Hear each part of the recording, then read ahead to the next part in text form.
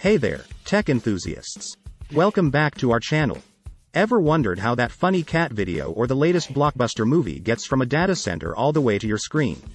Let's unravel this mystery together. Today's video is all about the internet.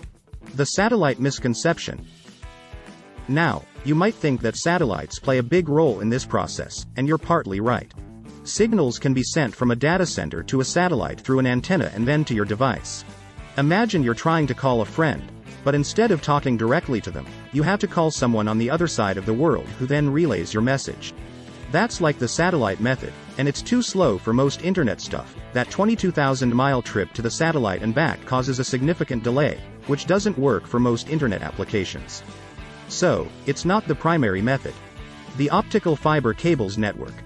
The real heroes of this story are the complex networks of optical fiber cables that connect the data center to your device.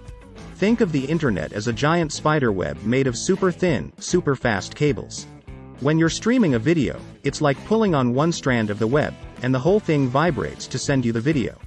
Whether you're using Wi-Fi or cellular data, your connection is ultimately linked to this intricate web of cables. Inside the data center. Now, let's take a closer look at the data center itself. The video you're watching, or any other content, is stored in solid-state devices within these data centers.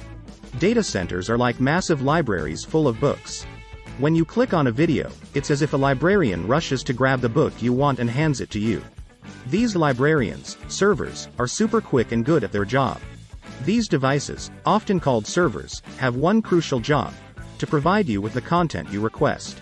The magic of IP addresses. Let's talk about IP addresses. Every device connected to the internet, be it your computer or smartphone, has a unique string of numbers called an IP address. IP addresses are like phone numbers for computers. Every device on the internet has a unique one. So, just like you call your friend using their phone number, your computer uses an IP address to find other devices on the internet. Think of it as your device's home address in the vast internet world, and your internet service provider assigns it. Domain names versus IP addresses.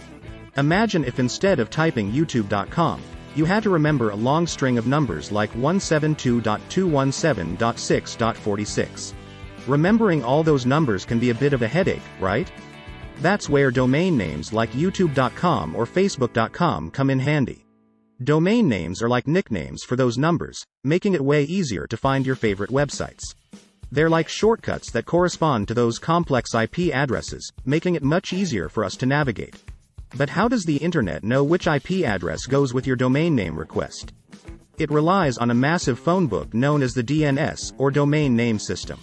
Think of the DNS server as the librarian's index in a massive library. When you ask for a book, like a website, the index helps the librarian, your computer, quickly find the right shelf, server, where the book, website, is stored. Just as you'd look up a name in a phone book to find a phone number, the DNS server helps your browser find the right IP address. Once the server gets your request to access a website, the data flow begins. Data travels in digital format via optical fiber cables, essentially as pulses of light. Picture sending a message in a bottle, but instead of throwing it in the sea, you shine a bright light into a super skinny glass tube, and it travels super fast to its destination. That's how data travels through optical fiber cables. These light pulses can travel thousands of miles, even though challenging terrains like mountains or under the sea. Global companies are responsible for laying and maintaining these optical cable networks. They stretch across the seabed to your doorstep, where they connect to a router. Imagine a colossal underwater highway made of cables. These cables run under the ocean and connect different countries. They're like superhighways for data, ensuring it can travel quickly from one part of the world to another. The router then converts those light signals into electrical ones, which are transmitted to your device through an Ethernet cable. But what if you're using cellular data? In that case, the signal travels from the optical cable to a cell tower and then to your cell phone as electromagnetic waves. When you're using your mobile phone and it's not connected to Wi-Fi, it's like your phone is talking to a cell tower. These towers are like Wi-Fi hubs scattered around your city, allowing your phone to access the internet wirelessly. ICANN and Internet Governance. Since the internet is a global network, someone has to manage things like IP address assignments and domain name registrations. That someone is ICANN, located in the USA. ICANN is like the referee of the internet. They make sure that domain names are given out fairly and that everyone plays by the rules. It's like having someone ensure that everyone gets a fair shot at using their favorite website names. One remarkable thing about the internet is how efficiently it transmits data compared to cellular and landline communication. It's all thanks to data being divided into small chunks called packets, each with its own sequence number and IP addresses. Imagine you're sending a big package across the country. Instead of sending it all in one go, you divide it into smaller boxes and send them separately. This way, if one box gets delayed, the others can still arrive on time. That's how the internet sends data, ensuring it's fast and reliable. These packets can take different routes to reach your device, ensuring fast and reliable delivery. The postal network comparison. Think of it like a postal network with strict rules about destination addresses.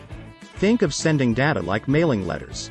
Each letter has a specific address, and they can take different routes to reach their destination. In the internet world, we use protocols to manage this complex flow of data packets, setting rules for packet conversion, source and destination addresses, and routing. And there you have it, folks. We hope this video has shed some light on how the internet works, especially the incredible journey of data packets from the data center to your mobile phone or computer. If you found this video informative, please don't forget to hit that like button and subscribe for more tech insights.